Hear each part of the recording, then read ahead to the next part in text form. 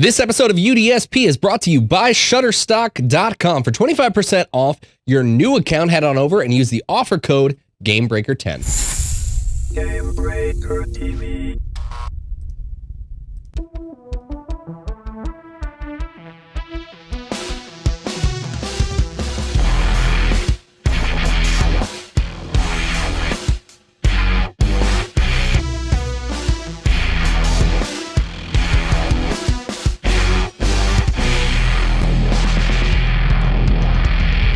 Hello, everybody, and welcome to Unicorn Duck Shadow Puppet. That's right, you're watching the right show. I apologize, I didn't grab the right music, and literally as soon as I hit play, I realized that I did not.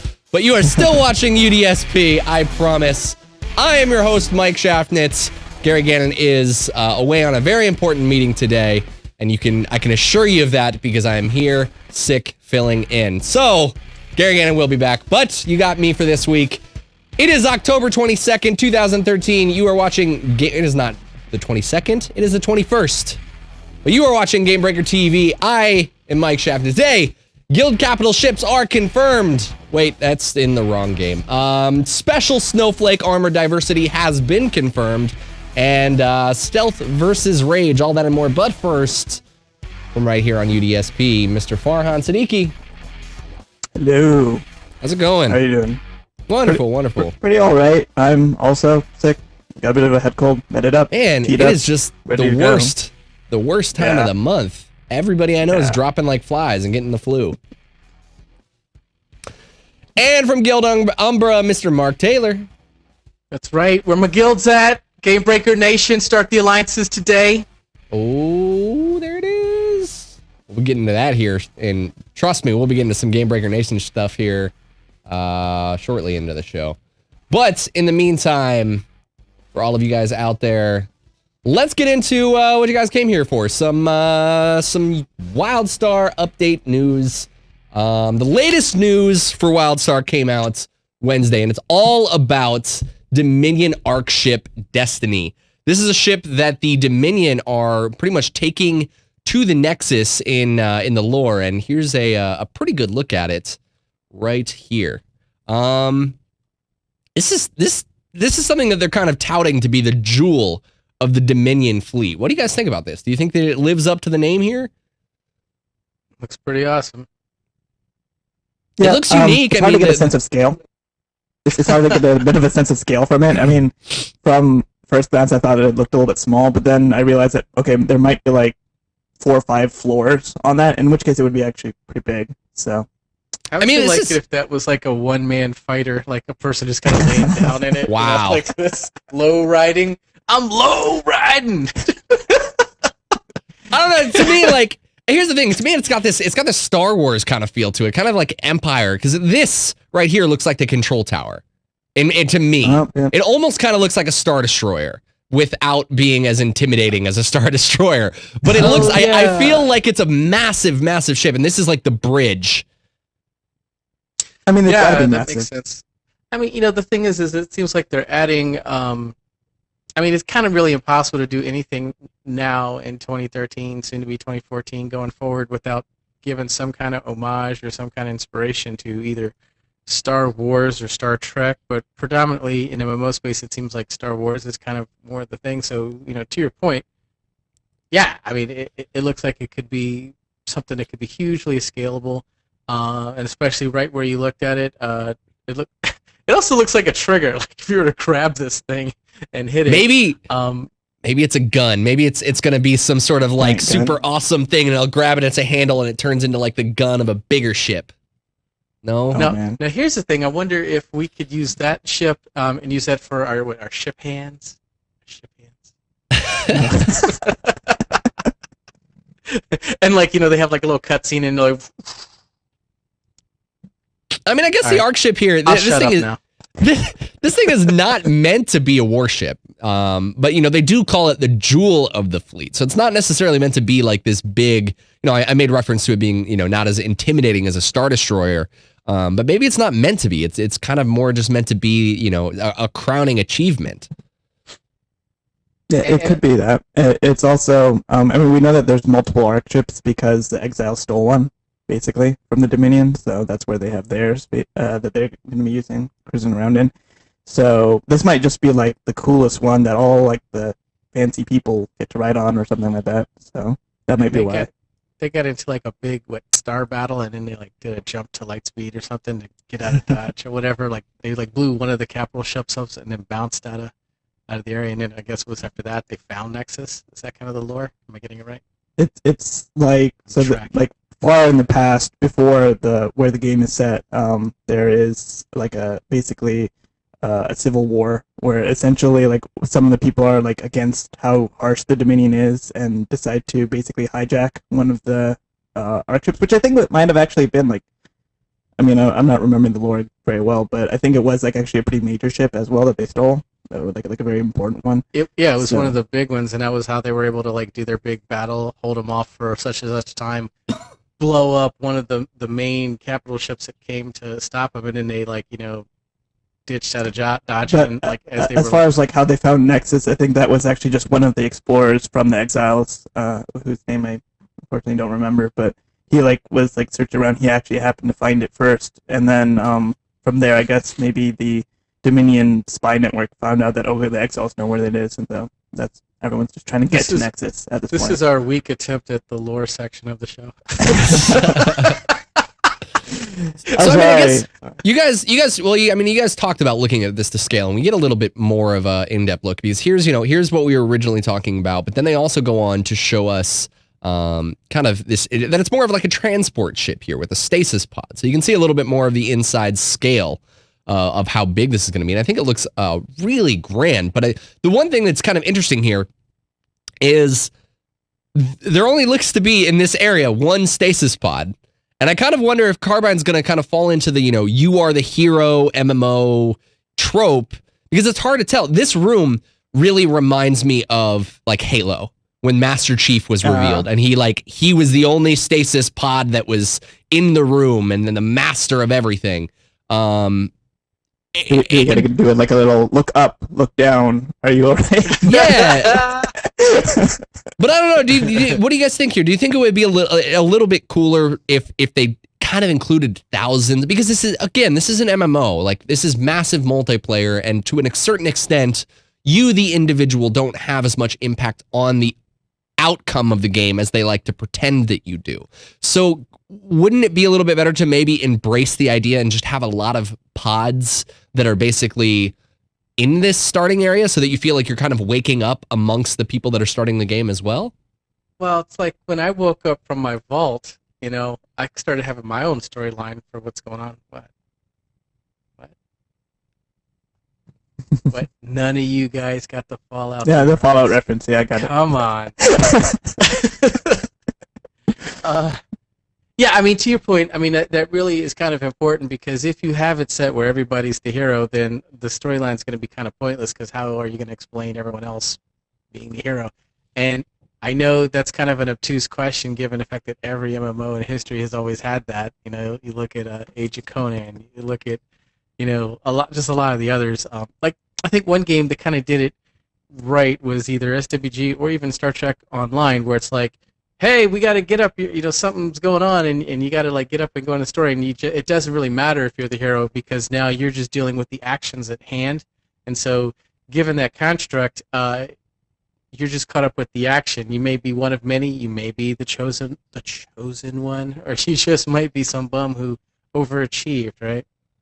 Yeah, my impression was actually that it would be the case where we're like one of many, because there was that WildStar flick a while back with the Makari female who's like, class dismissed kind of thing.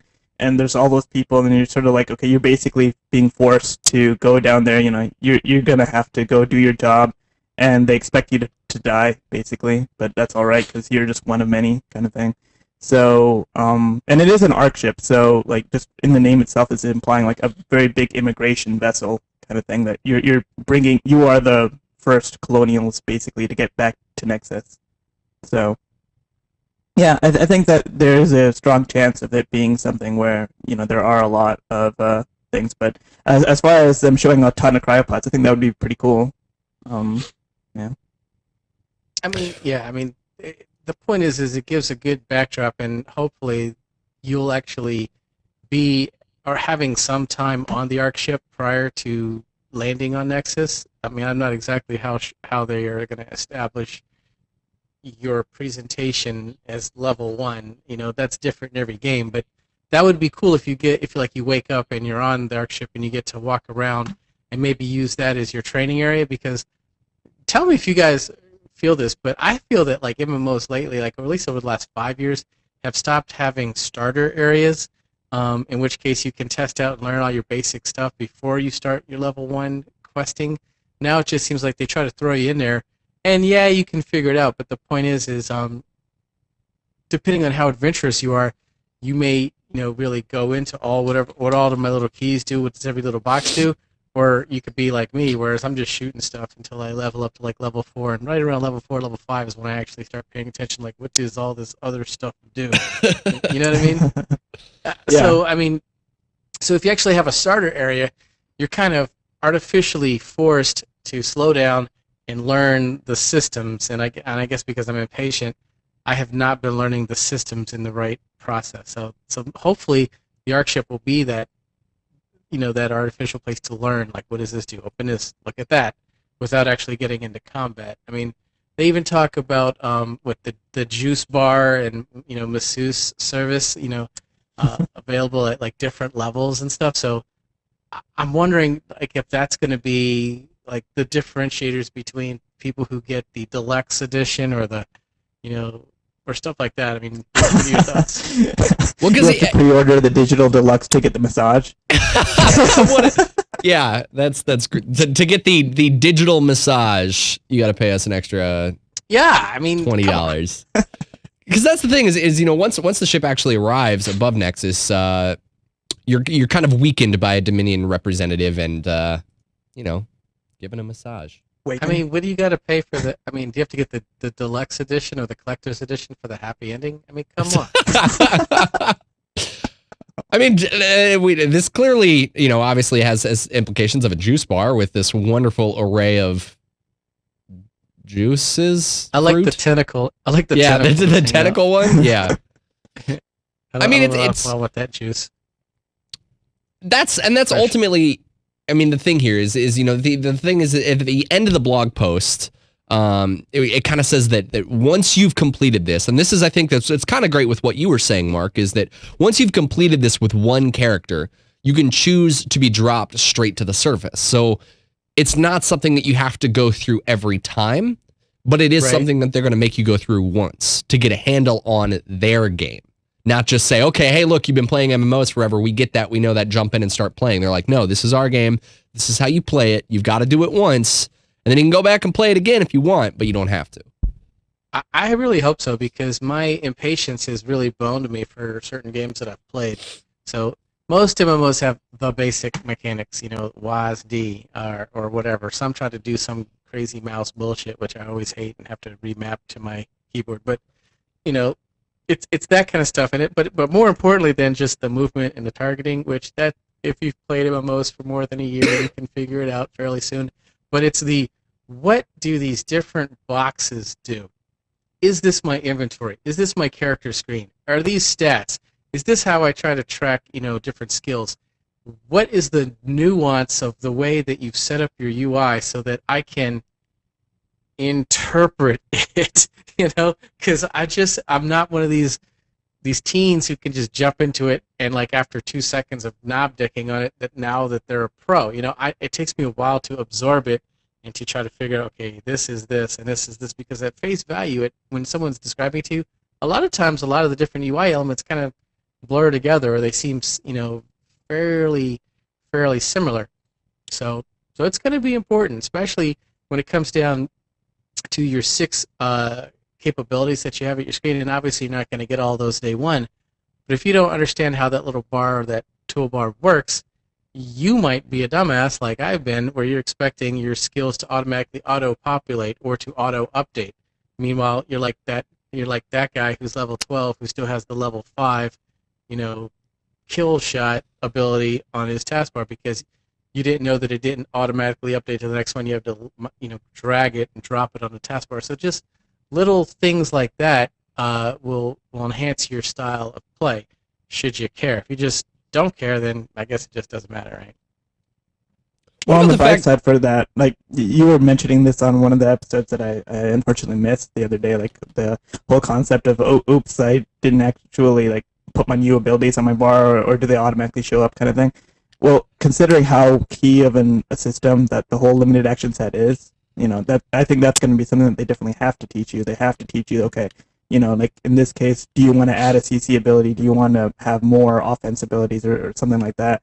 And so it will be something that players should be aware of pretty early on, because that is one of their key systems. And I'm sure that you're going to be earning new abilities faster than you're earning ability slots, so just so that you have to have that choice early on, even if because if you're earning slots faster than you're earning abilities, then there's no choice until all of a sudden there's this wall where, oh, I can't put that new ability on my bar. Whereas if they give you slots slower, then it's the other way around.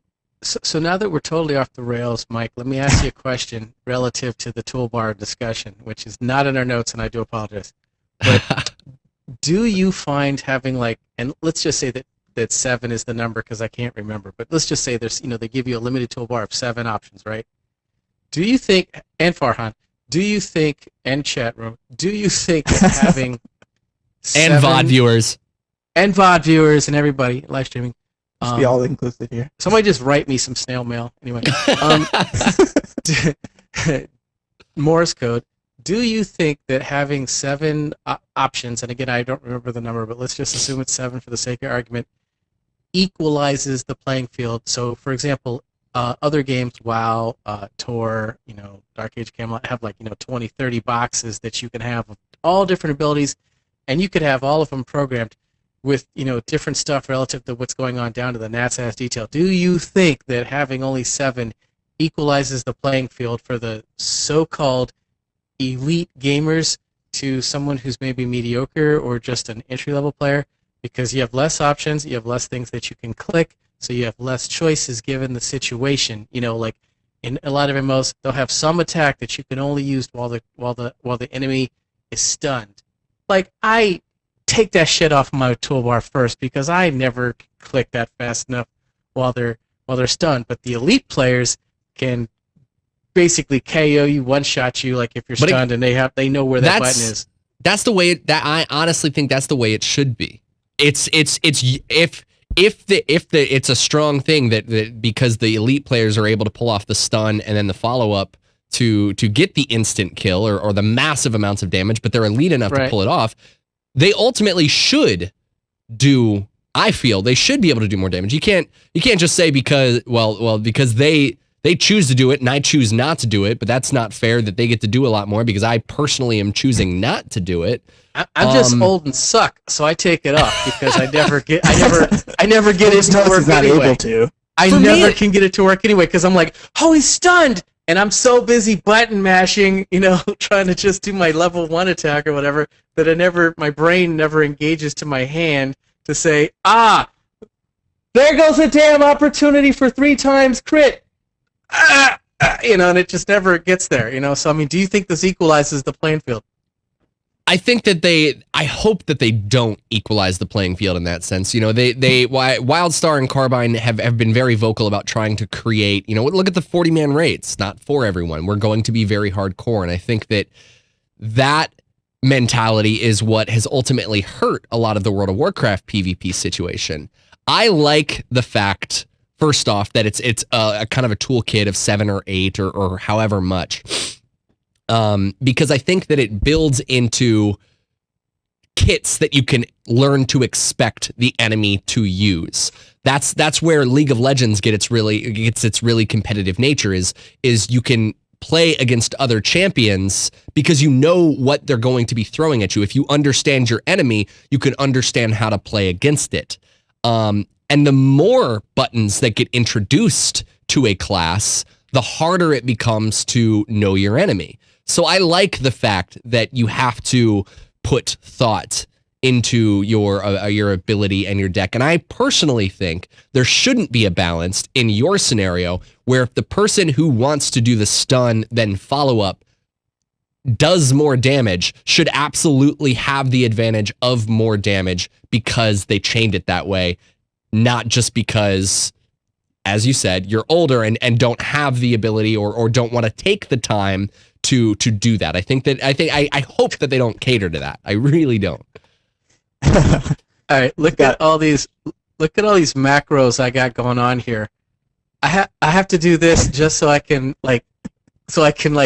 hang with the crazy people in my guild. And I have a G19 keyboard on top, so I got like 140 different macros. and guess what? I hit like 8 different buttons when I play. You still only use it because I'm like. But I mean, I think to the point of like the idea of this, like, okay, you use a stun, then you have an ability that is stronger when the stun or something. WildStar sort of has that, just not in such an explicit way, right? Instead of having a button that you can only push when you're stunned, you're gonna have an ability that's hard to aim unless the target isn't moving, kind of thing. And so if you can follow through with a stun and another thing, maybe a more casual player who can't actually, or I don't mean to say casual, I mean less skilled player. Who you call it casual? What? You want to step outside? I just stepped into that, didn't I? I just went in here. But so a less skilled player who knows that they're not as skilled, who might not be able to pull that off very consistently. They might choose to use an ability with a wider cone or with a bigger telegraph or something that they can hit more consistently. Whereas the player who knows they want to get the most out of it and knows that they can do that, they're gonna use like the really hard to hit telegraph or whatever, and they have that option because they have the limited action set. So and then that elite player is gonna get punished if he actually can't pull it off. So if there's a player who just wants to do it and then they haven't got the practice, they don't have the skill to quite pull it off, they're not actually going to get those results because they're trying to use a really hard setup of limited action set. So I think that WildStar actually has that depth in there. It's just that it's not like explicitly like, okay, do you remember that Shift T followed by like Control 6 is going to use your strong attack or whatever. It's just pull off with the telegraphs. Dude, there goes your Shift T right here. Right here. There goes your Shift T. Yeah, but then you still have to remember to push that one. But still, all right, so Mike, how do you have an intervention with a guy in your guild or girl, and how do you have the intervention to tell them that they're not pro? You can't pull off that ability. How do you break it to them that I'm like, dude, like, you just can't do the stun and follow it up with like the 3 times crit? I'm sorry. How do you have that discussion? Well, and I think that it's the same way you have the discussions with World First guilds. World First guilds sit there and say, you have to have this much DPS. You don't? Sorry. And it might build into World First guilds might enforce specific decks. This is the most optimal ability deck. This is what you gotta have. For this boss. Right. And they might do that. And I'm sure so having these like little 7 option abilities is just going to perpetuate that or enhance that happening, I would think, right? At the top level, I believe so, yes. I've completely hijacked your show. I acquiesce to the gentleman to my top. I don't know. I know. I think that it's fine to a certain degree. We'll always have the debate of the most optimal specs and decks and abilities. That will always be in question. But the fact that there's variety there for those who want it, and I mean, it's no different. I think personally, I think that there will be a continuance of guilds out there that don't enforce it, and then the tops will absolutely. Getting back on topic though, because we were talking about the mothership here, the Arkship. You guys talked about kind of not necessarily being into the lore, but this tutorial, this forced tutorial, seems like a great way to at least try to get you started down the right path to understanding the greater story that's going on. Would you guys be interested in the story if they presented enough to you during this tutorial? Definitely. I mean, so we're in a completely different position because, A, I'm a nerd, B, we're trying to be, fan site driven, trying to get this content out to the masses. So, of course, we're going to follow it. but you know good and well, like 90% of the people buying the game are just going to buy the game because they're tracking it, they thought it was cool. And so that's a great reason to try to figure out, why am I here? Why am I doing this? Why did I pick Faction A versus Faction B? You know, because I would argue probably the people who don't track it to the level that we are, they're going to look at the different character models and see what's on the different side and be like, well, that looks cool, and I'll play that. And so that whole story is that initial chance to try to tell them, you're an exile, you're a Dominion, whatever. And so they were like, oh, okay, that's cool. You know, now go kill 10 rats or whatever, you know. Kill the XP bar of rats. 'Cause they don't have that. Let me go kill 25% of this bar. I'll kill that really big, you know, motley looking rat over there and get like 40% of this bar. Let's move on. Oh, sorry, Varn. Go ahead. Oh, I was just gonna say that, like, I'm a little bit out of it because of the meds and stuff, but like that's why I'm like not remembering names of lore characters. But I actually am into like lore of all the MMO games. He's got a car. Right. Anyway, but I actually am usually into the lore. Like I like knowing about the characters and doing this stuff, and like we're gonna get to it in like the screenshots up a little bit ahead. Like I was gonna talk about some of them, but yeah, I just wanted to say that I'm not like Mark and skipping over all the lore. Space bar.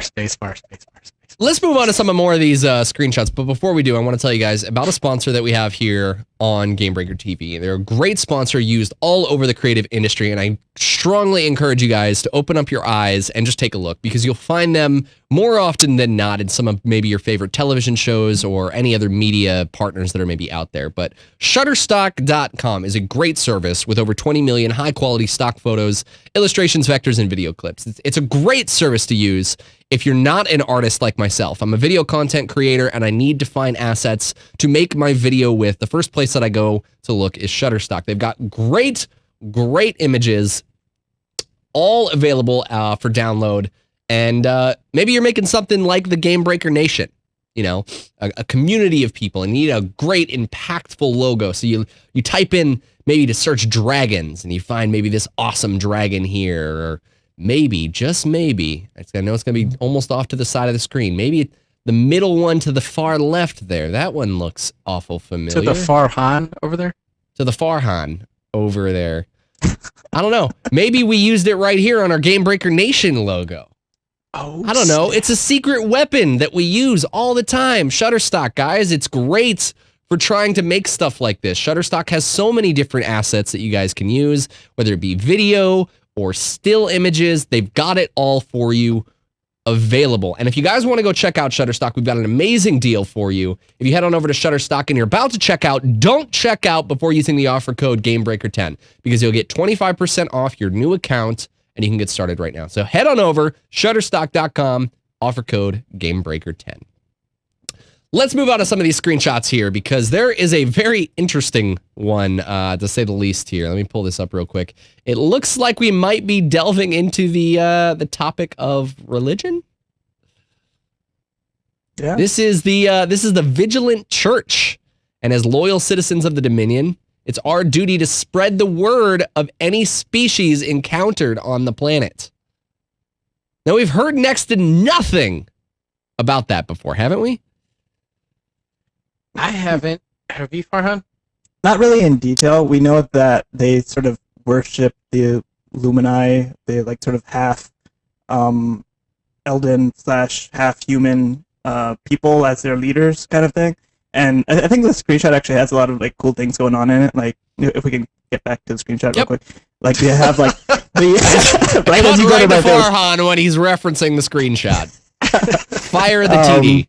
There's like, I actually really like, you know, WildStar's art style is awesome and all, but it's like, so you have the church, and then, you know, you always have those stained glass things in cathedrals and stuff. And they have like this sort of like hologram stained glass thing going on in the background there. I actually like, just looking at that, it actually is really cool art. Like, you have this sort of Lumini-esque looking thing, and we know that we don't know as players what the Elden look like, and I think that Chad Moore even went as far to say as like some of the people at Carbine don't know. Like, he knows what they look like, but other ones don't know. So it's like sort of like, okay, where in all this art can we find like hints at what the Elden look like? But so that's like a Lumini person kind of like doing this weird spell thing. You got like the halo going on over their head. So like between the name of the Vigilant Church and like these kinds of like themes that you can see in that screenshot, you can sort of imply that the Dominion have like this almost like religious fervor of like that's why they're after the Elden, and it makes sense with like the Makari being crafted by them. They're trying to find out what happened to them. That's why they're so obsessed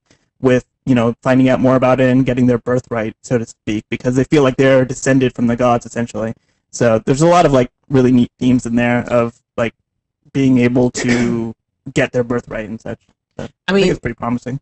To caveat off of that, I mean, if you just go back historically, it makes sense anytime you're trying to craft a story about a group that they're trying to vilify as the bad guys. And obviously, if you talk to the developers, they're like, well, they're not necessarily all bad, but they're not all good, just like the exiles aren't angels, right?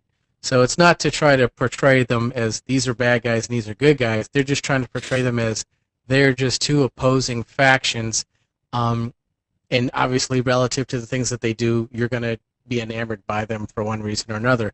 But if you look back historically at groups that were successful military groups, at some point in time, they usually, not all the times, kind of integrated religion in there as like another way of justifying the things that they do. So if you look at the Dominion, this might piss some people off.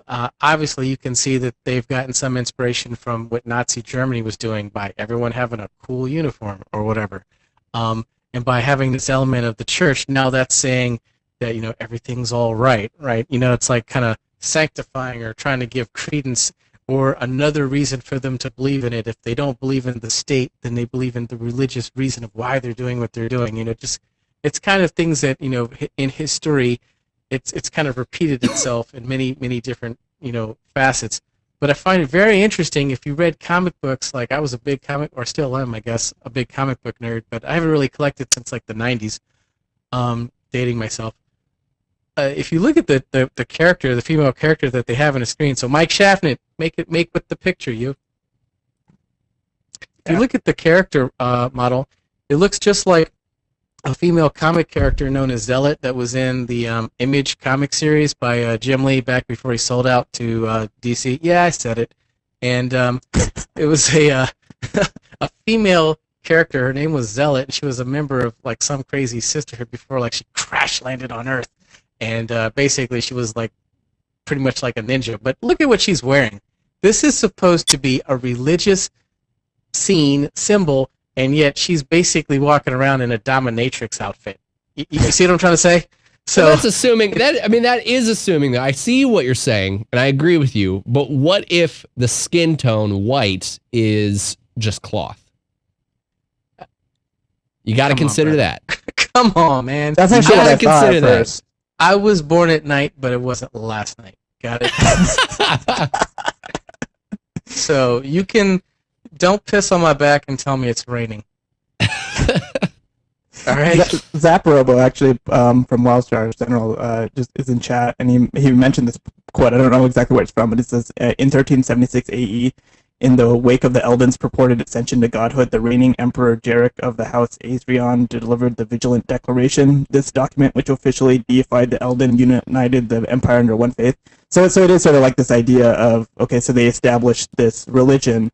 Of sorts to sort of give credence to the Lumini as being like their leader, like it's like the god leader kind of thing. You can't go against it because you'd be going against God essentially kind of thing. And it gets back, and what you just said kind of gets back to that tie of what I was saying. That has happened many times in history, but just the easiest one to pull from is just Nazi Germany because it's so clear and it's still, it was 70 years ago, but it's still fairly recent. It's exactly that. It's if you're going against the state and the movement, well, how do I loop you one last time? You're going against God, So I mean, it's like you're going. Well, maybe I can go against him. I can go against my state. I can go against my country. Oh crap, God, that's a loophole. I guess I gotta go with it, right? And from the Exiles' point of view, it's actually sort of interesting, like what we're going to find out about it, because apparently the Elden got wiped out by something, right? So if they are God, then there's something that wiped out their god. So, presumably they're not infallible, really. So that gives Exiles all the more credence to, do whatever they're doing. It's interesting. Yep. Let's take a quick look at another one of these screenshots that we have, because according to the blog, we're looking at some notable celebrities in this next picture. So let me pull that up for you guys. This kind of makes me wonder, is the Arkship itself going to work kind of like a capital city? And maybe these, maybe we're looking at faction leaders here. These are notable people. I hope you're right. So I looked up the name of some of the characters that they did, just to see if there was any information about them, because there's this quote about two of the characters, like Torek and Kivian and Artemis Zine, and that the woman in the sort of the left-ish side of it, right behind the really big intimidating guy, that's Artemis Zine, and I don't know how to describe her. She's wearing the sort of finger gloves and the gunners. The white, yeah, there you go, the gunners. And so there was a bit actually on WildStar Central, one of the users there, Innocent Civilian, found, I guess they did a live stream test Carbine did a while back, and there was this little bit in the chat that she screenshotted and got out of there that sort of implies, okay, so this, it says the story so far, you've landed in, I can't read the name of the place, but as part of an expedition led by the famed treasure hunter Artemis Zine. So it's sort of implying, I think, that the Dominion starting part, you might actually be part of her a treasure hunting expedition as a Dominion.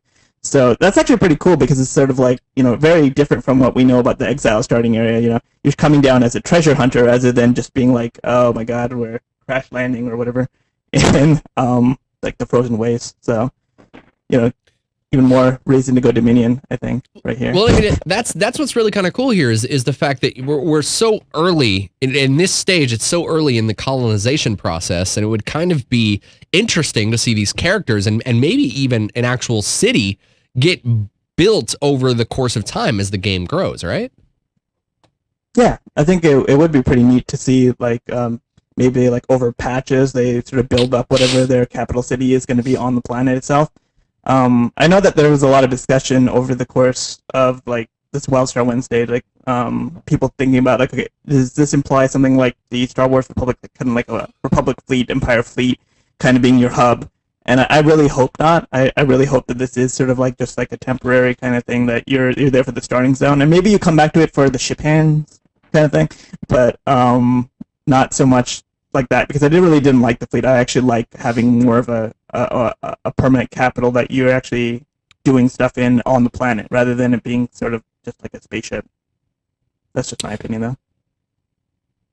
Next up, let's move on, because Carbine JTAL continues to make words on the WildStar Central Forum. So first up, he had this to say. He said, armor no longer upgrades from medium to heavy and light to medium. All classes start with their final armor type, i.e. Warrior starts at level 1 with heavy armor. The plan is that you can only equip your actual armor type on your character, but can equip any armor type cosmetically. So I think role players rejoice. You can equip mail for whatever purposes, but you basically, it's nice not to see this upgrade. We saw this kind of system fall out with World of Warcraft. They started with a system like this, and then eventually it just went away, if I'm not mistaken. I have not played early level in a long time, but I don't think warriors start out with mail anymore. Maybe they do, but I don't think so. They actually still do, but it's really still rather annoying, because then you suddenly get to a level and you're like, oh, I need to have all plate.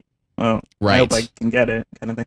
But I agree. I actually really like that they're getting rid of that, because I thought that was, from a immersion kind of standpoint, okay, I'm getting stronger, I can equip heavier armor. But from an itemization standpoint, especially if they're going to have medium armor classes using different stats than the heavy armor ones, it's such a mess getting in there. So I think that in this case, and it's fine to just say, okay, warriors start with heavy armor. I don't think anyone's going to be like, oh, my immersion is ruined, I started with heavy armor, instead of starting with weaker armor and then moving up to it. So I like it. The interesting thing about that, though, is that I thought that they had said that warriors could be DPS or tanks, right? So that means that you'll be able to be a DPS that wears heavy plate or whatever their heavy armor is. That's a small thing, but that's still pretty interesting. Wasn't there something about that in that State of the Game update, where he basically implied that the heavy armor ones would do less damage than the lighter ones, unless they specialized in some way? I mean, they might, but now the DPS could be maybe an off tank for a limited time or something, because or something, you know. But the point is the fact that now you have more survivability as a tank. You might do less damage, but you can survive longer. So now you've got more practical application. And you know, again, I'm thinking of raids, right? I'm thinking of possibly PvP, but really more raids, because now you can have more utility in off tanking or you know, clearing up trash, right? Or clearing up ads while you're fighting a boss, right? Whereas Right. your normal DPS are like they're glass cannons, so they're gonna get, you know, farted on and die, right? Whereas you know, You now sort they of can already take some damage.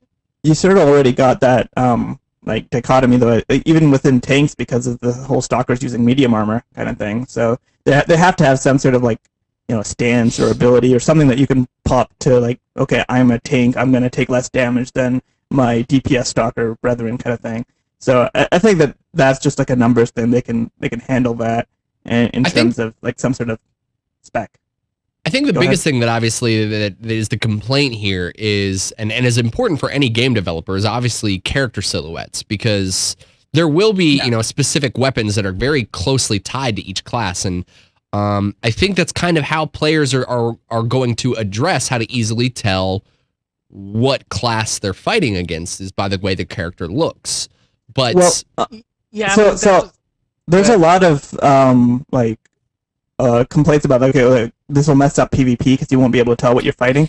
Gortok on WildStar Central, like there's a quote from him saying that he's pretty sure that it's turned off in PvP. I mean, he's an econ, so that's why he said pretty sure instead of like I'm 100% sure. But still, Carbine, you know, it said that costumes would not be active in like a battleground or in arena kind of environment. So I don't think you have to worry about that as much in that respect. For open world, I mean, the silhouette thing is still there, but What if it was- you're right that. what if it was just like Guild Wars, where you have like your city outfit, where you can switch to that if you're inside a main city? I think So that that they way- did say that costumes would be usable in combat, though. Like, because if Hmm. I don't know about you guys, but like personally, I don't really have any interest at all in the idea of switching. Like I really like changing the way my character looks, but I have no interest at all in switching to a specific armor set just while I'm in the city and then switching back. Like, I feel like that just is like, okay, like, I guess, but unless I don't you're really like want to. unless you're like really into RP, which I'm totally not. I respect the fact that people do RP. And I guess I'm a closet RPer to the sense that, you know, I want my character to look a certain way and to have a certain weapon and to do certain things, but that's kind of where it stops. I'm not going to be setting up scenarios within like a story block and we're going to like act something out. And I know that some RPers do that, and I respect that, and I think it's cool that they have fun doing it. I don't want to do that. So what I want is I want the ability to not look like every single body else. That's the one thing, and I didn't read that when I read this. I mean, it's cool that they have social gear, and I think that they're working towards that, but without saying it completely. But what I want to do is I want to be able to take the gear that I think makes me look cool in my mind and fix it so that it has the stats of the armor that I need so that I can look the way that I want. Because I think that is exactly what this is saying, though. I mean, again, it says the plan TM, right? So who knows exactly where it'll end up as far as that goes. But I mean, they're going like a step further than like World of Warcraft did with Transmog or Star Wars did with the mod slots, because you can actually use a separate armor type. So you could be your warrior, except maybe you want to be like a holy warrior and you like the look of some sort of robe or something like that from a cloth set. You could actually potentially use that as your cosmetic, you know, set in there. And then we also know that they have like dyes. So I think WildStar is looking really promising for, you know, cosmetically changing your character to look exactly how you want it to look. Yeah, how many games can you count on your hands, both of them, on MMOs that have come out in the last 5 years that don't launch with dye? It's like all of them, except maybe Guild Wars 2. I think every single MMO just was like, yeah, screw you guys, you're going to look exactly like everybody else. But So that's great. yeah, I think it's really promising. And then like for the people who are like complaining about silhouettes, like, oh, I don't like the idea of wearing like clothy armor in a plate or vice versa, looking like I'm really heavy armor. Like, if you look at World of Warcraft, there's people who are like really creative, and there's always like one piece of gear that looks like it's not plate, even though it's labeled as plate, or like it doesn't look like cloth, even though it's labeled as cloth. And people will transmog to that, and then they'll look exactly how they wanted to look anyway. So I think that just putting those restrictions on there, like it limits the artist's ability, because then you can't actually have like a cloth-looking plate, like a robe plate or something like that. or I mean, I keep saying plate. I should be saying heavy armor, right? WildStar, but same idea, right? I just removing those restrictions, I think, is just one more step of going forward with MMOs and giving those choices to players. I think it's a really good choice if they can actually do that. So JTEL also had this to say. He said that this is no longer a thing. Removing, modifying, adding chips to non-crafted gear. It's still part of crafting in a slightly different way. And for everyone else, we have something new now. In the next beta, probably gonna get leaked, but not today. So real quick. Round of applause. They're not gonna leak this one. We won't be able to announce it early. Hopefully, maybe. We believe in you, Carbine. We believe in you. You can keep this one a secret till the next beta. If you don't, we're gonna talk about it. I love that they're just kind of accepting it. They're just kind of accepting that, you know, it's just gonna get leaked. It's gonna hit. Something's gonna go wrong. Something's gonna happen. It'll probably be, you know, Jeremy Gaffney doing it. But I don't know. Yeah. What do you guys take from this? Potentially crafted gear. So this was a reference specifically to somebody talking like in the discussion about that was happening after JTAL said the first quote. Somebody was mentioning, okay, so we know that they have like greed, need for chip kind of thing. And so he was saying that need for chip is no longer a thing because you're not going to be modifying chips in the same way to non-crafted gear. And so that's actually like a pretty huge change that we're just finding out about now. That that whole chip modification system, and this sort of makes me a little bit sad because I like made that whole like JavaScript tool or whatever to help people like understand how the damn system works, and now they're like taking it out for non-crafters or whatever. But anyway, you know, whatever. Apparently, like that whole thing is getting replaced with something else, and so I hope that it is, you know, equally interesting because that was one of the big things about itemization in WildStar. That's like a huge change to how itemization works, and you know, knowing that they're changing that, it really makes a lot more sense why the beta isn't, you know, why they had to like put a pause on the beta, because they're making such sweeping changes to itemization, to quests, to a lot of different things. So, yeah. Ditto. All right, let's move on. We got a lot to cover still, and we are almost out of time. So MMORPG has 2 articles up with hands-on impressions of the Warrior and the Stalker. So it's absolutely worth checking out if you guys haven't seen it yet. But there's a couple things that we wanted to talk about here. So first of all, the Makari kind of seem to move much slower and kind of a little bit more robotic, but that's actually just an illusion thanks to the animations. So I mean, that's a pretty cool observation. Is that they've found a way to make it seem like they're moving slower without actually affecting the real movement speed of the character. So they're 9 feet tall robots. So they have very long legs. So they're going to have a very long stride, basically, in order to make it look natural, but still have it be balanced where they're not actually moving slower. Because if you just use the same, you know, walking animation as everyone else, or the same basic type of walking animation, then they're just going to look sort of weird, right? They're just going to be taking a really, really slow step with their long, long legs. But instead, you know, just going through and realizing, okay, you know, these are much larger enemy or, you know, models. We're going to have a different animation, and then making it robotic is actually really cool. They're like, you know, really embracing the fact that, okay, this is going to look different. And, you know, I actually love the way that the WildStar animations look. Like we saw a lot of clips of Chua movement and from New York Comic Con, like from all the different videos that are flying around. WildStarFans.net. WildStar fans, yes, and WildStar Central as well. Like WildStar Central actually has this like really awesome, like almost 15-minute long open world PvP between Zaprobo and Airwolf, like the admins of WildStar Central and WildStar fans. And it's actually amazing. Andy. Like, if you want to see, like, good WildStar combat, go check out that video, because that is really just, like, okay, you could actually see what people who, like, know what their buttons are and are fighting each other can actually do. So that's really impressive. They may be Zap Robo and, like, Aerowolf too, but they're Joe and Andy to me.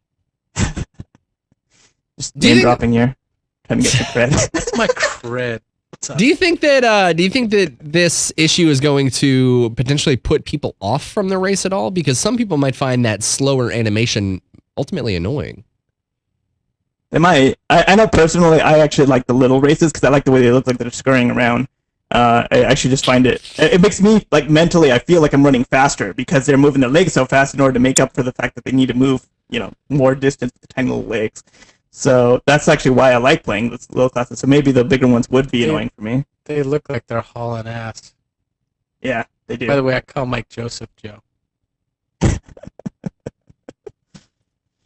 He knows what I'm talking about. Let's move on and take a look at some warrior combat here. So it kind of sounds like the warrior's combat is going to be very similar to the rage bar system. The big difference here is being that it comes in the form of 3 globes. And you need to fill those globes in order to use certain powerful attacks. And that's, I don't know, do you guys think that's pretty standard or maybe even, less restrictive than normal if it's only 3 that you have to charge up? I wish it was more of a bar instead of the globes, just because it's easier to figure out it when you're initially doing things. But it's really intuitive when you're actually consuming it. So instead of it being just a straight bar and you have to know, okay, like where in the bar is, 33 rage or whatever, if it's out of 100, if it's 1/3 of a bar, like if you have an ability that consumes 1 orb, okay, I can use that ability, or I can use ability that uses 2 orbs or whatever. It's very visually quick to see, okay, that orb is full and then I can move on, kind of thing. Isn't that just, in theory, more systematic combo points that actually maybe encourage people to dump them before? Because usually with again, and I'll just bring up WoW, rogues, and feral druids, things that build combo points, you really don't want to spend them at all until you get to max. And maybe the difference here is that they're still kind of combo point-esque things where, as you said, okay, I need to get to 2 before I can do this really awesome attack. And when you see that second globe full, you're ready to spend it. But it kind of feels, just the way that you guys are talking about it kind of feels like it's just a little bit more diverse version of combo points. It is in the sense that so like for a rogue, you use an ability, you get a combo point. Maybe you get 2 if like there's like a special thing going on there. But this is like sort of like, okay, you're trying to fill up, like almost imagine like little bars around each of the orbs, right? And so you're like filling up a bar, and once that bar is full, then that orb is ready, and you can use that orb at that point. Excuse me. But then what that opens up is the ability for different abilities to generate in different ways. So usually I think that and this is just off of the videos that what I'm seeing when watching the warrior perspective videos. Usually you're building up just one at a time, right? You're working on your left orb, and then you're working on your middle orb, and then you're on your right orb while you're using your builders. But then certain abilities might fill up more than one orb at the same time, kind of thing. And so then there's a little bit of depth there that isn't obvious until you actually know how each of those abilities is generating the things. It feels like Death Knights and monks from World of Warcraft on steroids, to be honest, the way that you just said it. Instead of just being a remote timer for because it's not generating on its own. You have to actually use the ability to do it. So it's not really like runes or anything. Right, but it's kind of like the runes, and then it's kind of like adding, because I think the monks build chi, but they only build it up in a linear progression, if I'm not mistaken. So it's kind of interesting. That seems like an interesting way to approach rage generation for the most part. When it comes to the leap ability, which is kind of similar to charge in other games, you can not only use it to go in, but you can also use it to get out, or even as an interrupt. And I think that's, a lot less warrior specific and kind of more just a strength of action combat, right? Right, the ability to actually use telegraph. And I think this was one of the things that we were talking about a little bit earlier, like the idea of having stronger versus like weaker skills, and like having more skills on the bar, and like elite players being able to pull it off. The whole aiming aspect of it's actually going to be a lot more important. And I think that like in the article they were talking about how the ability is a lot more useful because you can use it to get out. But then like think about it, like if you want to actually gap close, you're going to actually have to land the leap onto the enemy that you actually want it to hit, right? And you don't want to like actually accidentally leap. Like imagine you're in PvP and there's like a narrow catwalk with the bottomless pit. Can you actually leap onto that catwalk to get to that person, or are you going to end up like just falling, kind of thing? So I think it's really exciting for me, like just the idea of the possibilities of what telegraph combat is actually going to put into there, because especially like going back to that PvP video I mentioned with Zap and Airwolf, you see that there are a lot of strong abilities, but they're missing, occasionally. So yeah, The one cool balance thing is about also it, though, around missing. one cool thing about the way the warrior does the leap is that the reason that she can use it to get out of trouble is that it's not dependent on tab targeting to a target, right? You don't have to target somebody or something to be able to do the leap, because normally that's the governance mechanism. Like, you have to have something targeted to leap to. Whereas with your the heck's the blue thing on the ground? Your throw me a lifeline, Farhan. Which With your telegraph on the ground, yes, you just point it, and you're gonna leap to the end of your telegraph. You see what I'm saying? So that whatever your boundary is the target, or what you're gonna leap to. So you're getting your ass kicked, you can't a little bit, and then you do that. Then that's how you get out of trouble, right? Yeah. The one thing that Zap just mentioned in chat is that since the leap stops as soon as you hit an enemy, that actually just like opened my head up to like another thing. Like, okay, you're in PvP, and like the enemy warrior wants to leap to your healer or your caster or whatever that's far away. You get in the middle between those two, and you have them leap to you instead of all the way over there. That's oh my god. The telegraphs are going to be so awesome for PvP. But you still got to target what you're wanting to leap to. Otherwise, you can leap past the thing that you're targeting. Because I've played. No, but I think the implication is that if there's an enemy between what you wanted to leap to, so otherwise you would leap forward and you hit the first enemy that's in that line, right? And so if you get in between them and your healer, then they'll leap to you, potentially not even very far at all. Come on, Carbine. We need some data to figure this out. Let's move on and take a look at the Stalker. But before we do, I want to tell you guys about another sponsor that we have here at Gamebreaker that's just as great as Shutterstock, but you guys should also check out this one known as Audible. Audible is a great service that offers you audiobooks to listen to while you're on the go, so you can listen to them in the car or while you're gaming, while you're running around questing. It's a perfect service that really lets you catch up on probably one of the most missed out things in the 21st century, which is reading. And for those of you who may be excited about the brand new sci-fi movie Ender's Game, I think a lot of people out there would step up and claim that the book is so much better. And everybody always says that about movie adaptions of books, is the book is so much better. Find out for yourself, because Ender's Game is actually available right now on audible.com. It will take you a little bit more than watching the movie. It'll take you 12 hours to complete. But I promise you are going to get so much more content in 12 hours of time than you will in a movie that's only about 2.5, maybe even an hour and a half long. So if you want the full experience of Ender's Game, you should check out the audiobook that's available right now on Audible. And you guys can sign up for a free account on Audible. Actually, not a free account, but you guys can sign up right now for a free 30 days. And as well as you'll get a free audiobook, so you can pick up Ender's Game or one of the other hundreds of books that they have available by heading over to audible.com/Gamebreaker. So go check it out, audible.com/Gamebreaker. Can I just say that if somebody hasn't actually read Ender's Game, that you actually should check out the audiobook instead of actually reading it, just because, and I'm not 100% sure if the Audible version is the same as what I'm thinking with this, but I know that when I listened to the audiobook from like the library, like way back in the day, they pad the end, so you don't know when the ending is coming, with like interviews and other things like that, so that just like the ending is a lot more surprising than otherwise. When you're like turning through the book and you're like, oh, there's like this much left. Right. Like I know something's gonna happen, right? I've only got 3 pages left. The audiobook, you're just like, oh, I still got a few hours. All right, and then you're just like, what kind of thing. So I don't know if the Audible version is the same as that, but that was awesome for me when I was a kid. I was way more blown away than like the people who read it.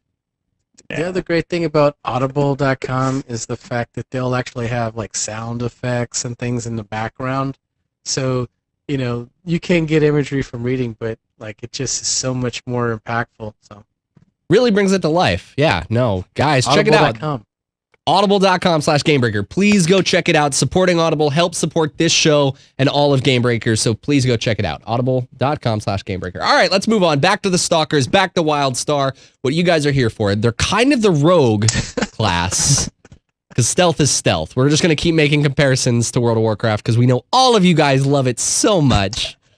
But okay. So the thing here is that the Stalker doesn't actually restrict movement as much as it does in other games, and I'm concerned because I think that the PvP community is going to be a little bit afraid of this. I know that when they boosted Rogue's stealth speed for stealth, they basically would move faster in stealth now in World of Warcraft. Everybody was so afraid of this.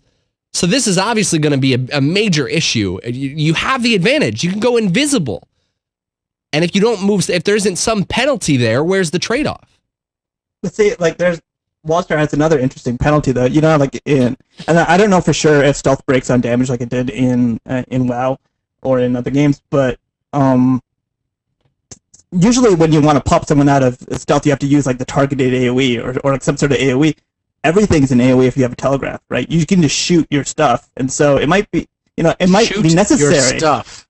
You can just shoot your gun like with your normal attack that you would normally have to have targeted in another game, and so you could just spam your builder or whatever else into the air. And so I think it might actually be necessary that you wouldn't have stealth encumbering you if it does still break on damage. Even if it didn't, like I think it's still important because you have that kind of very open ability to just keep attacking even if you can't necessarily see them. That's my thought. What do you think, Mike? Change your mind a little bit? A little bit. I mean, it's one of those things. Are you convinced, Mike? I'm here to raise the questions. Go ahead, Mark. Go ahead. I'm just gonna say, like, every game I've played that has a stealth class always has some ability to feat the movement in stealth, right? So if you just go your default path, depending on trees or how they level up, you might be able to go invisible, which is a default action. However, you usually get the option, if you choose to point points down in this path, now you can feat that ability and now you can move faster. But that's something that you have to make a conscious choice or decision, because the trade-off is now you don't get this special backstab or acid blade or whatever it is, right? So I don't think the fact that you can move faster in stealth is like a shock. I just think it's something that has to be a conscious decision, so that if you've chosen to do that, well, maybe now you don't get this other massive DPS backstab kind of capability. It's like a trade-off, right? What about? Well, I mean, I want to stop drawing allusions to World of Warcraft, but that's exactly how it used to be for the rogue class with the talent trees. Is they had something that was so far down the tree, and I think that a lot of people liked it. So I agree with you there. I think that it was a choice. Star Wars: The Old Republic did it, but they did it around like level 30 or something, so that you could start putting points into it. So you didn't have to wait to the end game to be fast in stealth. You were like around like mid 30s. You could be as fast as you were going to get in a stealth, kind of game. And they kept, dicking with the operative, right? Let's use that for example. So they finally changed it so that acid blade, which was like your epic dot that you could put on your blade, you didn't get until the end game as your last final selection. That's an example of it. However, it was completely not necessary as a mechanism to provide really high damage, because, like I said, as long as you feed it into the movement early enough, you could crush somebody with the damage up to like level 40 and then put whatever you wanted into it. So it does, I mean, unless that's the way that they go with this, it doesn't mean that, you're going to gimp yourself on DPS relative to if you want your fast movement. I mean, I played the Rogue. You played it at E3. The way they make it look, because the Draken is, and that's with the Draken character. Stalker. Well, the Draken race with the Stalker class. Yeah. They're fairly tall relative to a human or a Cassian, so it looks like they're moving slower just because their legs are taking less, less movements, or they're walking. Their stride is longer. However, the point is I wasn't having any problem, moving up on stuff and attacking stuff. I think, heck, I even did a video of it. I killed what the heck are those little sheep-looking things? Rose Dower? A Rose Dower. If that's how you pronounce it, I'm not sure. But, in the history, but so I owned a Rose Dower, And I had no problem, moving up on it, and I didn't feed it at all. So I don't even know if you can. But the point is why do people care about that? The thing that they need to be caring about more is the fact that is this class, and I think this is maybe the real question, is this class the burst damage class, right? Because if you get hit, back to our original part that we started talking about, stunned, and then they hit you with some serious burst DPS, do you have anything to mitigate against that? As a tank, you probably do. As a clothy or some kind of lighter armor class, now you've got something to be concerned about. But it's not because the character was, necessarily stealth. He just got to be in position because he was stealth. Do you have to worry about burst DPS? And what is your mitigation strategy or capability against that? I think that's probably the bigger question, because that's the reason why they nerfed the operative 3 times in Tor, because they were able to crush people single point, and people didn't like that. They didn't like the fact that they got face planted, owned, and killed. But then if you look up the tally and look at how many people they killed per match, they might have only killed 4 people per match, whereas the Inquisitor using lightning might have killed 20 people per match. The point is they kept dicking with that class because of the perception of being owned, right? If you get killed 20 times in a match from different players, you're not going to get mad.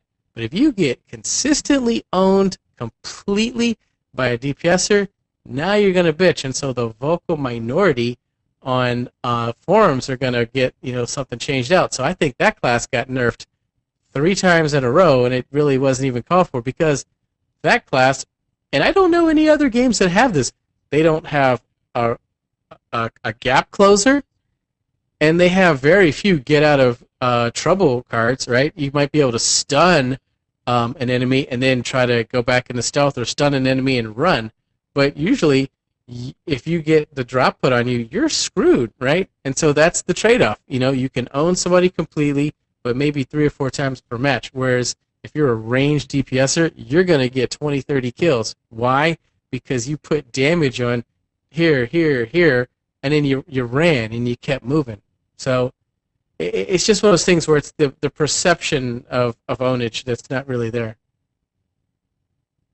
I agree a lot. Just I don't want to go too much into Star Wars, but I actually did play a Scoundrel myself, and then so I was actually one of the people doing those things. But one of the things like in PvP that like I didn't like it because I felt like it was a little bit too easy. But what I ended up doing was I would actually just stay in stealth and then wait for one of the operatives to open up on one of my guys, and then I'd immediately open on him right after. So he's in the middle of his like super burst, and I just burst him down instead. And that was how like we felt like we could counter it. So I think that balancing around like stuff like that, it's really hard to do, but I don't know if it's necessary because, as far as its effect goes, if you're just a good player, if you have a good team that can actually coordinate, you'll be able to beat that kind of stuff out. This is way off topic. Sorry.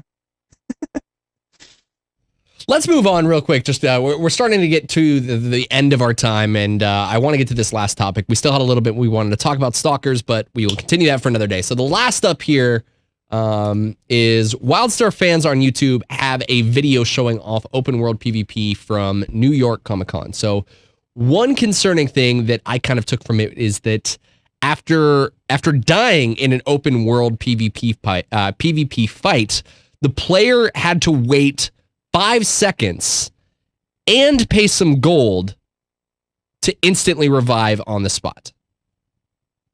So, go ahead. Yeah. So the idea behind this is this is sort of like an open world mechanic. So usually, what is a death penalty in most games? So like in World of Warcraft, for example, you have to run back to your corpse, right? In other games, you might you just respawn at like a graveyard or some equivalent. What WildStar basically does when you're doing open world gameplay is that you have a choice. You either revive on the spot and you pay gold, and I think that there's some sort of timer on that. I'm not 100% sure. Maybe if Zap comes, he says that you also come back with half health, and he says it is a long cooldown. So you can revive on the spot, but you can only do it once every very long time, and you're going to come back with half health, so it's not necessarily like just, you're going to guarantee own the other person right away afterward. Or you could revive back at the things. You don't run back to your corpse like as a ghost or whatever, and then res. You have to run back as a live person and fight your way through. So for PvE content, it's really important to actually have that up, because if you're deep inside of a cave or inside of something, you don't necessarily want to have to fight all the way back through there in order to get to your quest objective if you died. So you have like a one time every long time kind of, and you pay from what I remember, a pretty significant amount of money in order to actually revive. So it's not something that you're going to want to do very often, but in those cases where like you actually feel like I definitely don't want to have to fight back through that thing to get to my quest objective, then you can do it.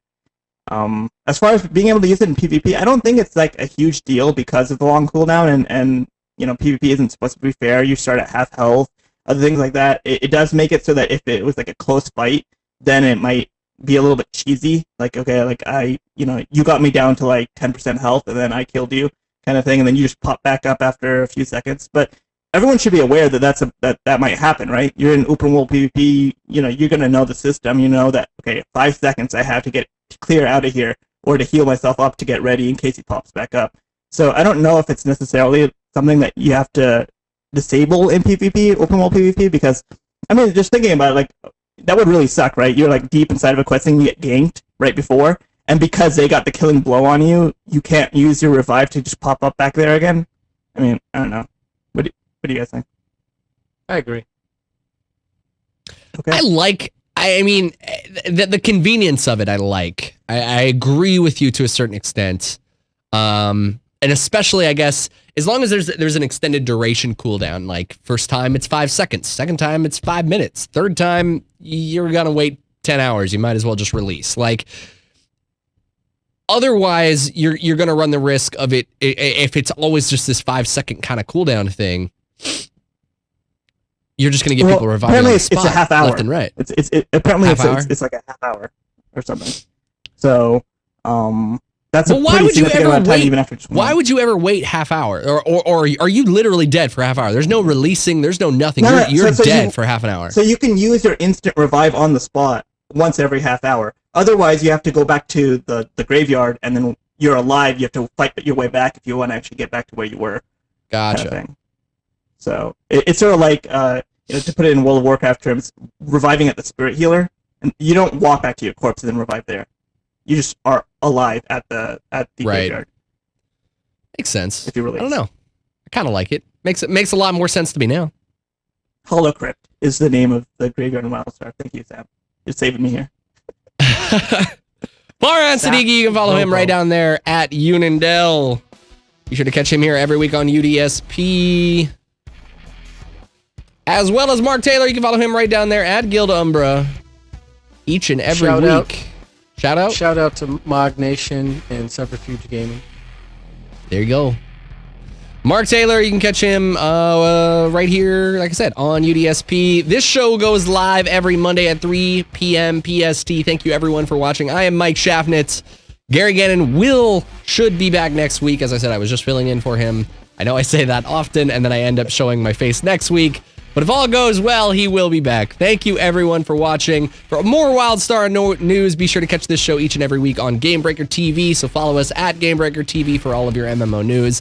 Thanks for watching. See you next week.